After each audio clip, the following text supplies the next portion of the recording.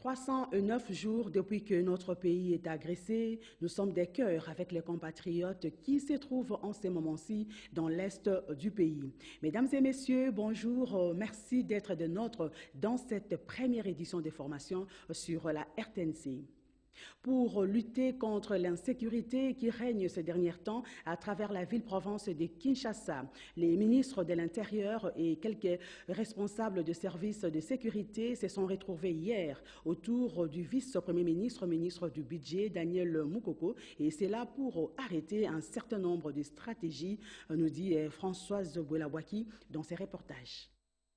Depuis quelques jours, Kinshasa vit au rythme des attaques à main armée, hold-up, des banques cambriolées, vol des véhicules et motos, extorsion des biens, naissance des mouvements rebelles. La réunion de sécurité présidée par le vice-premier ministre, ministre du Budget, Daniel Mukoko Samba, faisant l'intérim du Premier ministre, a scruté tous ces indices du nouveau mode opératoire des bandits et autres inciviques s'attaquant ainsi à Kinshasa, siège des institutions.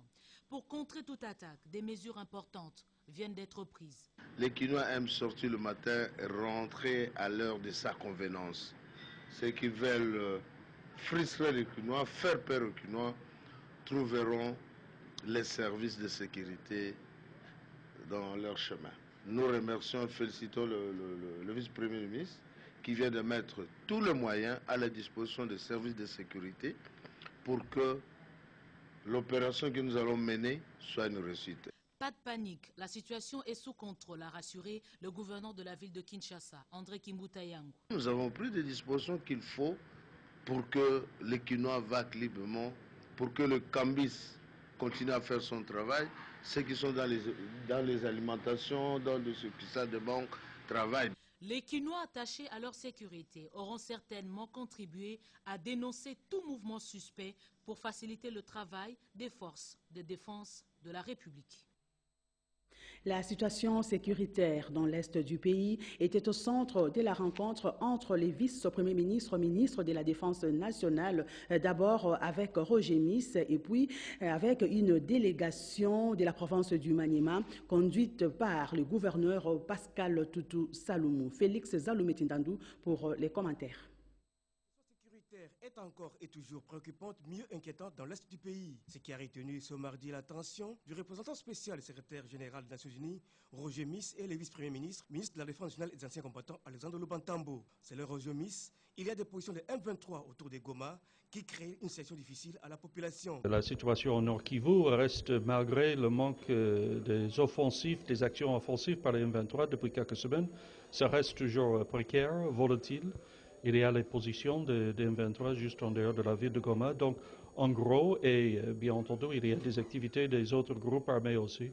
Donc, en ce sens, il y a une menace permanente, une situation très difficile pour la population, donc une situation inquiétante et préoccupante. La délégation des députés et sénateurs du Maniema, conduite par le gouverneur de province, Pascal Toutou Saloumou, a fait aussi part au vice-premier ministre, Lubantambo, de la situation sécuritaire précaire dans le territoire de Mpunia. La population fait face depuis un mois à l'insécurité créée par le groupe armé des Raïs Samotombuki. Nous sommes venus non seulement exposer cette situation à son monsieur le vice-premier ministre, mais aussi lui faire part des propositions concrètes pour que très rapidement les forces armées de la République puissent gérer cette situation et chasser, neutraliser ces inciviques et restaurer la paix dans ce coin de la province. Nous avons été heureux aussi de pouvoir recueillir auprès de son monsieur le vice-premier ministre un certain nombre d'initiatives déjà prises, ainsi que des initiatives qui seront prises désormais avec les éclaircissements que nous lui avons fournis pour que rapidement la paix soit totalement restaurée dans cette partie de la province.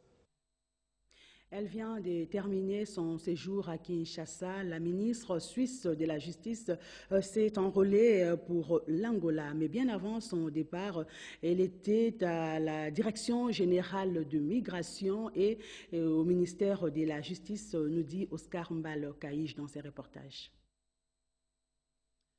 La mission de la ministre suisse de la Justice et de la Police s'est soldée par la visite de travail au ministère de la Justice. Madame Simonetta Sommaruga a eu une séance de travail sur des questions des droits de l'homme, de la femme et sur l'immigration, questions qui intéressent plus les Congolais vivant en Suisse. À la Direction générale de migration d'EGEM, la ministre suisse, qui a reçu un accueil chaleureux de l'équipe du directeur général François Béa Kassonga, est allé à la découverte du centre de formation des agents et cadres du serveur central qui contrôle les flux migratoires tenus avec dextérité. Ce à la grande satisfaction de la ministre suisse qui a reçu à cette occasion des présents. Simonetta Sommaruga a accouché quelques mots aimables dans les livrets d'or. La Maison des Congolais de l'étranger a également reçu la visite de la ministre suisse après avoir signé un accord de coopération avec la RDC sur des questions migratoires. Dans les entretiens avec les ministres, on a discuté aussi, je pense que la plus grande partie de la migration, c'est la migration parce qu'on cherche un travail, on cherche une perspective, mais on est d'accord, les gouvernements de la RDC et la Suisse, que la migration souvent c'est pas la solution. Il n'y a pas un Eldorado en Europe. Par contre, des fois, la situation est très difficile, mais les gens qui viennent chez nous, ils doivent rentrer dans leur pays parce que ce ne sont pas des réfugiés. On les soutient, on essaie de leur montrer aussi une perspective. Ça, avec cette coopération qu'on a fixée aujourd'hui avec cet accord, je crois que c'est une bonne chose aussi pour la population au Congo. Une randonnée sur le fleuve Congo a sanctionné les séjours de la délégation suisse en RDC. Prochaine étape, l'Angola. Décidément, Mme Simonetta Sommaruga et sa suite ont quitté la RDC avec plein de souvenirs. Les bureaux du Conseil supérieur de l'audiovisuel et de la communication réunis ce mardi 5 février 2013 à son siège 647 avenue Roi-Baudouin, commune de la Gombe, s'étant saisi d'office du contenu du journal Le Fax, a examiné un article intitulé « Révélations troublantes sur la rencontre Joseph Kabila-Denis Sassou Nguesso », publié dans son édition numéro 105, datée du 31 janvier 2013, à la page 2, sous la plume de Raymond Okabala. Cet article contient des imputations dommageables et allégations aussi légères qu'ignominieuses sur la personne du chef de l'État. Le bureau du Conseil supérieur de l'audiovisuel et de la communication a constaté que les allégations de cet article sont des natures à porter atteinte à la dignité humaine et à l'autorité publique. Ces écrits constituent une violation flagrante des lois de la République, des règles d'éthique et de déontologie du journaliste congolais, et ce genre de dérapage mérite d'être stoppé. Ainsi, le bureau du Conseil a décidé, en application de la loi organique portant composition, attribution et fonctionnement du CESAC, de suspendre le journal Les Fax en attendant l'épuisement de la procédure légale engagée quant à ce fait à Kinshasa le 6 février 2013 par les rapporteurs Chantal Kanimbo et le président Abbé Jean Bosco Bahale. Ils sont à l'école du savoir pour renforcer leur capacité en notion des renseignements militaires. Ils sont les officiers des FARDC, nous dit Malumbela dans ses reportages. Février que les officiers des forces armées de la République démocratique du Congo suivent les cours fondamentaux de renseignement, session qui se tient au groupement des écoles supérieures militaires de Kinshasa. Pendant 17 jours, les officiers vont renforcer leurs capacités en matière de renseignement militaire. Financés et organisés par le commandement militaire des États-Unis pour l'Afrique, ces enseignements visent à doter les officiers des FARDC des aptitudes requises pour opérer en tant qu'officiers de renseignement militaire au niveau tactique et opérationnel. Durant la formation, les participants auront à faire des exercices sur le terrain tout en couvrant une variété de sujets tels que la lecture des cartes et la récolte des données. Les participants tous représentent des unités basées sur l'ensemble du territoire national. Nous voulons atteindre ce professionnalisme dans les renseignements parce que pour planifier une opération militaire, il faut avoir des renseignements précis pour faire cela. Ce programme est le troisième d'une série de 5 cours de renseignement initialement prévus. Retenez que la cérémonie de remise des brevets aux participants interviendra le 8 février pour consacrer la fin de la formation. Africom RDC projette d'organiser les cours sur les actions civilo-militaires, l'éthique au sein d'une armée professionnelle et la formation judiciaire militaire. Ceci est un cours de base sur le renseignement militaire. Donc, ils ont appris ce qu'est le renseignement militaire, avant tout. Après, ils ont compris les fondamentaux du renseignement militaire. Ils ont appris maintenant comment faire le renseignement militaire. La MONUSCO n'est pas impliquée dans la désignation des représentants de la société civile dans les institutions d'appui à la démocratie, qu'a de la CENI a fait savoir le porte-parole de la MONUSCO au cours d'un point de presse hebdomadaire. Reportage Mamita Bangolo. Conférence de presse hebdomadaire de ce mercredi 6 février 2013, présidée par le porte-parole de la MONUSCO, Madnoj Mounoubaye, a abordé 3 points. La situation sécuritaire à l'est du pays, la situation humanitaire et le pilier développement. Abordant la situation sécuritaire dans l'est du pays, le colonel Félix Prosper Basse, porte-parole militaire, a confirmé que le M23 continue de consolider sa présence dans les zones sous son contrôle. Cependant, ces éléments continuent à faire défection pour se rendre au poste opérationnel de la MONUSCO déployé dans la région. S'agissant de la situation humanitaire, le plan d'action sera lancé ce jeudi à Kinshasa au cours d'une cérémonie qui sera présidée par le ministre des Affaires sociales et humanitaire ainsi que le coordonnateur de l'action humanitaire en RDC, Moustapha Soumaré. De son côté, Florence Marshall du PNID a planché sur la mise en œuvre de la Convention relative aux droits de l'enfant qui sera organisée du 18 au 19 avril 2013 à Washington, une réunion ministérielle de l'éducation pour tous. En ce qui concerne les rumeurs qui circulent à Kinshasa sur l'implication de la MONUSCO dans la désignation des représentants de la société civile au sein des institutions d'appui à la démocratie, plus spécifiquement de la CENI, le porte-parole de la MONUSCO a fait remarquer que ces rumeurs sont le dénué de tout fondement. Quant à la question de savoir pourquoi y a-t-il pas un engagement ferme de la part de la communauté internationale, comme c'est le cas au Mali avec l'armée française, Mounoubaye précise. Ils ont toujours eu un soutien de la communauté internationale. Mais encore une fois, je reviens à ce principe de base.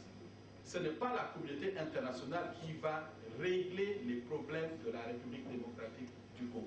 La communauté internationale ne peut que essayer de créer les conditions pour permettre aux Congolais de régler leurs propres problèmes.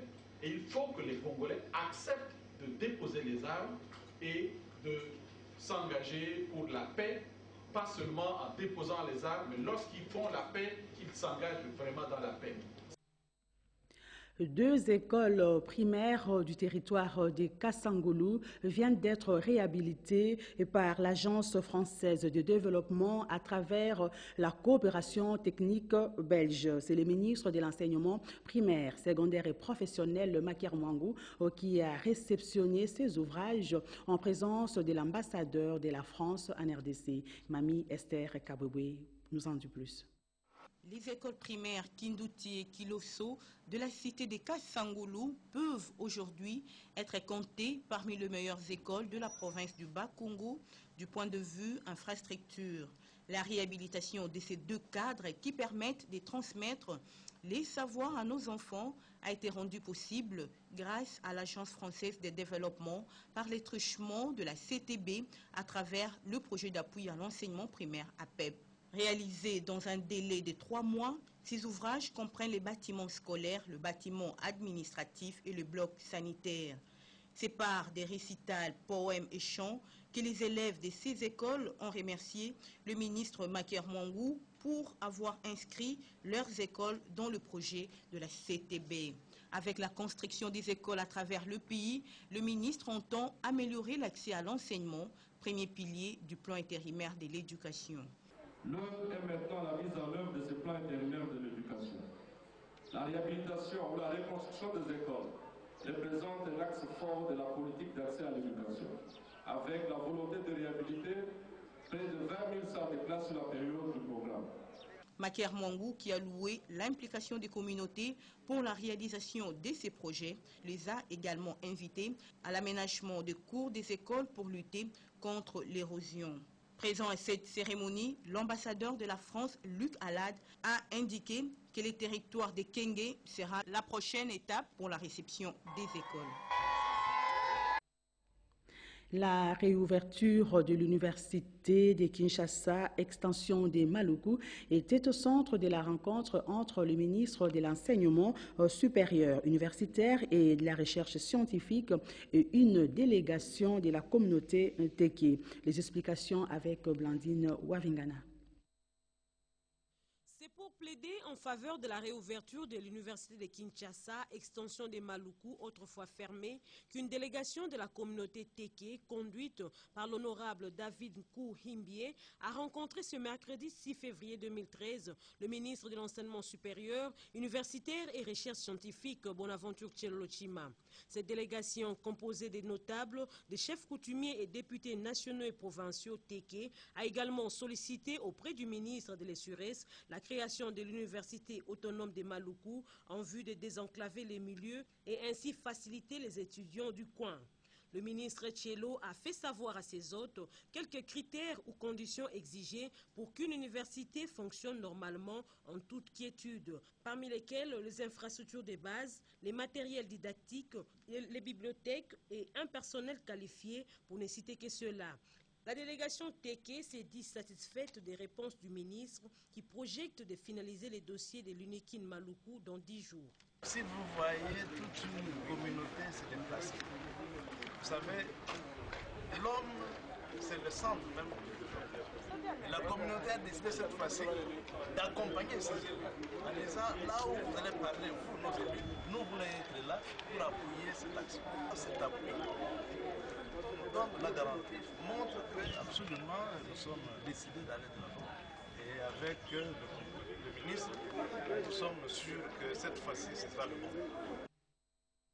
Ils ont évalué les recettes du mois de janvier et projeté les réalisations de février avec l'appui du plan stratégique triennal de maximisation des recettes intérieures. Ils sont les participants à la réunion hebdomadaire des services mobilisateurs des recettes. Les points avec Rikin Djouzi. 247 milliards de francs congolais ont été mobilisés au cours du mois de janvier 2013 par les régies financières. Cette enveloppe des recettes intérieures est le fruit de la douane, des impôts et des recettes administratives domaniales et des participations dont les responsables ont participé à la 5e réunion des services mobilisateurs des recettes présidée ce mercredi par le vice-ministre des Finances Roger Chulungu-Runika. Doubler les recettes cette année ne sera pas une fatalité pour le vice-ministre des Finances. Il faut... L'option volontariste, rien n'est impossible. Je crois qu'avec un bon coaching, avec la lutte contre la fraude, la lutte contre la corruption et autres antivaleurs, il y a lieu de passer du simple au double. À ces sujets, il a été initié un plan stratégique triennal qui devra permettre aux régies financières d'atteindre leurs assignations budgétaires. Un plan qui facilitera la surveillance des obligations déclaratives et le développement des outils de traçabilité des transactions et des marchandises. Bref, lutter contre la fraude et l'évasion fiscale, le soutien du gouvernement faisant foi. Nous avons réalisé plus de 108 milliards de francs congolais, ce qui représente en termes de pourcentage 98%. Vous le dites bien, cette petite contre-performance se justifie par une grève de 15 jours au Bas-Congo. Quand vous savez que par jour, on perd plus d'1 milliard, faites les calculs, 15 jours, ça vous fait pratiquement 15 milliards. Donc, n'eût été cette grève, on aurait été de loin au-delà des assignations. La situation difficile que connaît l'exploitation minière dans la province du Nord Kivu a fait l'objet de la rencontre entre les ministres des Mines et le gouverneur Julien Paluku. Gudul Walia. Le gouverneur Paluku est venu plaider auprès du ministre national des Mines pour la levée de la suspension qui frappe 2 comptoirs importants de sa province.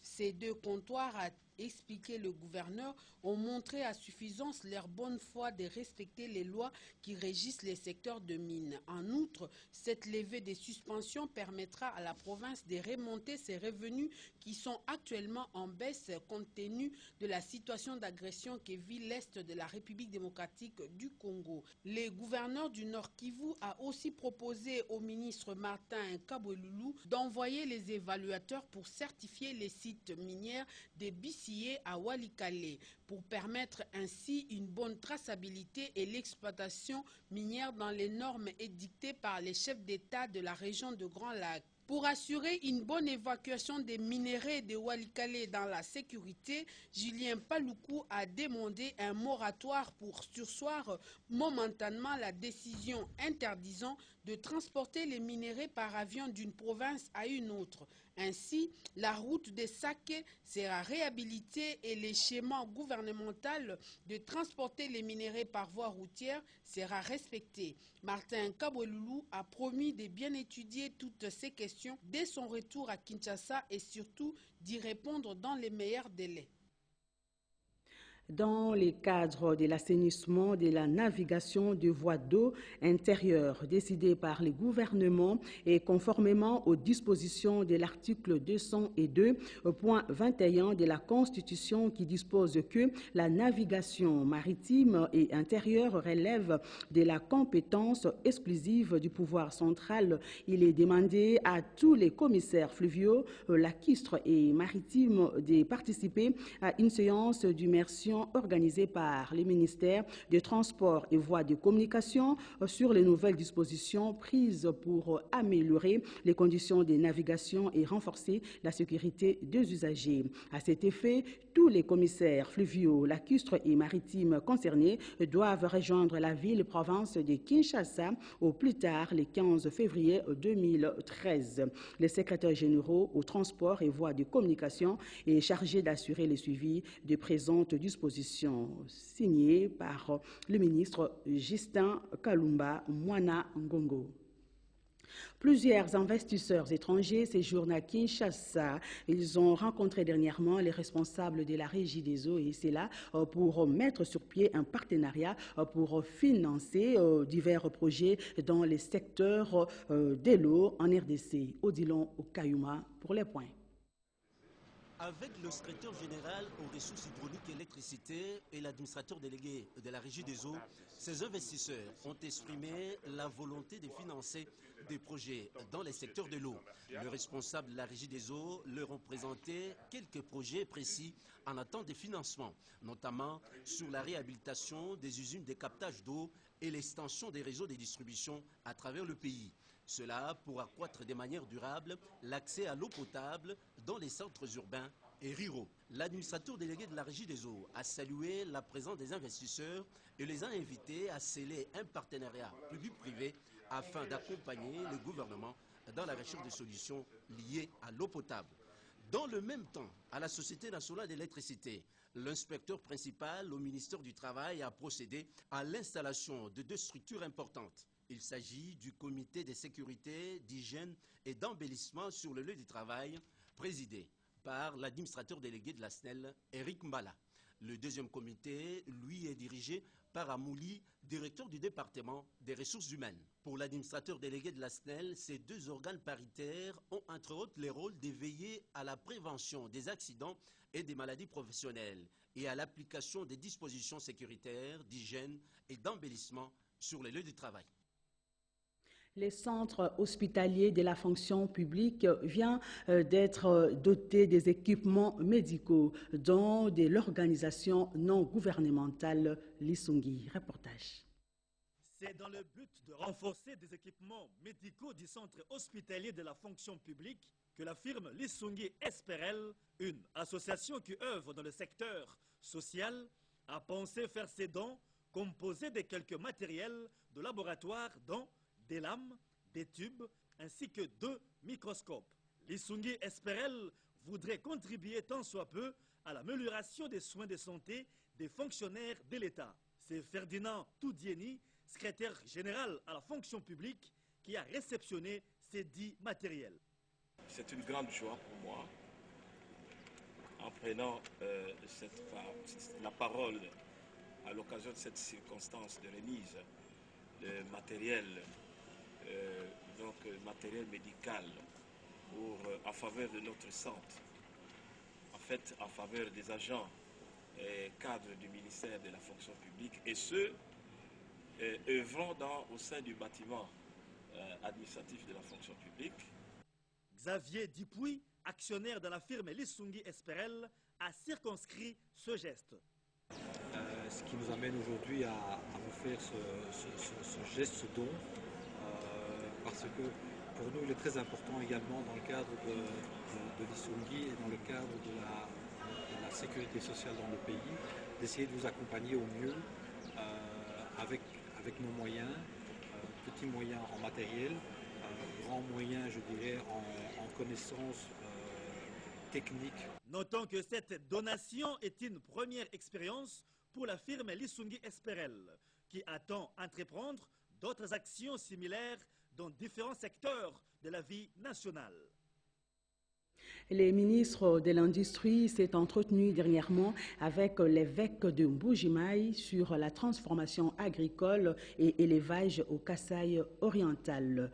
Célestine Sungu pour les commentaires. La rencontre entre le ministre de l'Industrie, des petites et moyennes entreprises et l'évêque de l'archidiocèse de Mbuji-Mayi a tourné autour des actions pour le développement en faveur de cette région ecclésiastique.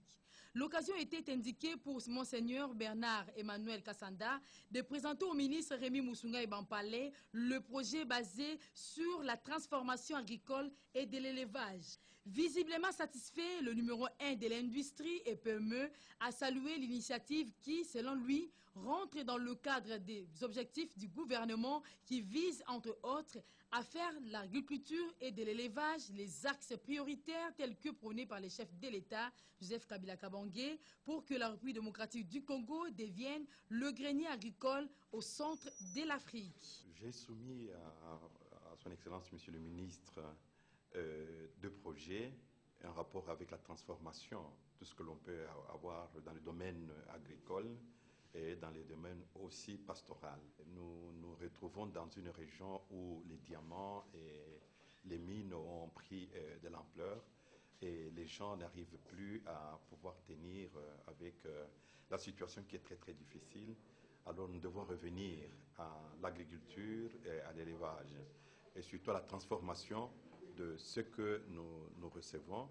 Et là, nous allons vivre la situation du temps colonial, on peut dire comme ça, parce que le Kasaï était, comme on disait, le grenier vert.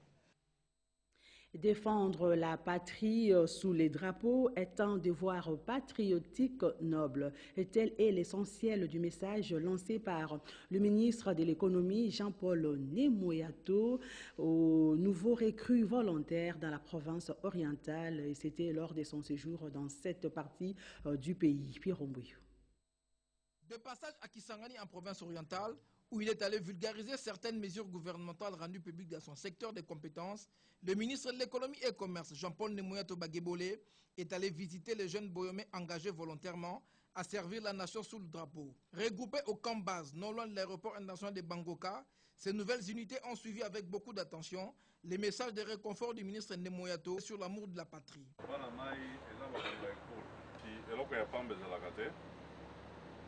Je sais que Boubandi n'a moi pas Bozami Bali, Kozaka courage, esprit école à Kakabamast. Hein? Tu as gagné? Oui. Tu as gagné, hein? Un bref passage de l'installation où vivent ces jeunes recrues, effectué par le ministre Jean-Paul Nemoyato Baguebolé, a clôturé cette visite de réconfort. Restons toujours dans la province orientale, cette fois avec le gouverneur Jean Bamanissa qui vient d'inspecter la route qui relie la commune de Kabondo au centre-ville Kisangani. Par ailleurs, il a sensibilisé ses administrés sur la protection des ouvrages de la province orientale, nous dit Getty Omatuko. Pour le nouveau gouverneur de la province orientale. De l'aéroport où il revenait de Lubumbashi, où il a pris part au forum sur les mines, Jean Bamanissa s'est rendu immédiatement sur la route TP, un tronçon de 3 km de long qui relie la commune de Kabondo au centre-ville de Kisangani. Au commandement de cet engin, le gouverneur donne le coup d'envoi du déroulement de la dernière couche d'asphaltage de cette route.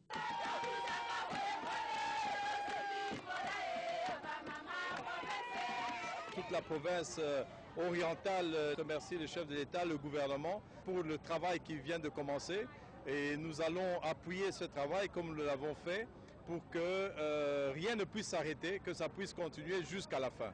Et cela revêt vraiment de ce que nous attendons de nos villes, la modernité. Selon l'entreprise chinoise, ces travaux pourront prendre fin au bout d'une semaine, mais comme on le sait, l'entretien de ces ouvrages pose souvent problème. Jean Bamanissa a sa propre recette. Les caniveaux devront être nettoyés par les services locaux. Le balayage de la route, l'embellissement de la route jusqu'au niveau des murs. Donc je vous en appelle vraiment à la protection et à l'appropriation de cet ouvrage qui vient d'être fait. Outre ces dispositions, un code de bonne conduite est en voie de rédaction. Celui-ci a pour but de réguler la circulation sur cette voie. Le souci de l'autorité est d'éviter les cas éventuels d'accidents. Au nom de Brigitte Mopane, qui a coordonné cette édition d'information sous la supervision éditoriale de Guillaume Koukou Mamengi, nous vous disons merci d'avoir été des nôtres. Merci à son réalisateur Pécho Umubenga, sans oublier toute l'équipe technique. Je cite Chikobi Pendou, Lelo Pandou et Christian Ngakole. 13h30, premier rendez-vous avec Jojo Ondibou. Excellente journée. On se retrouve demain à 7h. Ne manquez surtout pas ce rendez-vous. Au revoir.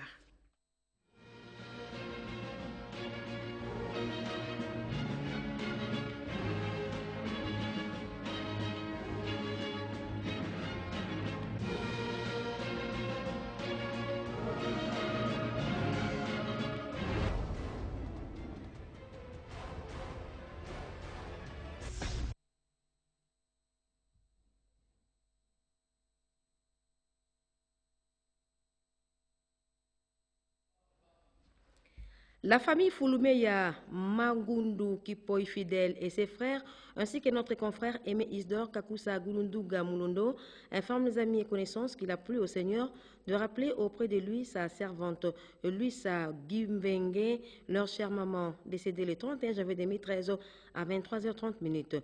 Les derniers hommages lui sont rendus dans la salle XL, en face du garage Locolé, arrêt Locolé, avant la station d'essence Salongo Sud, commune de Lemba. L'animation interviendra le vendredi 8 février dans l'après-midi.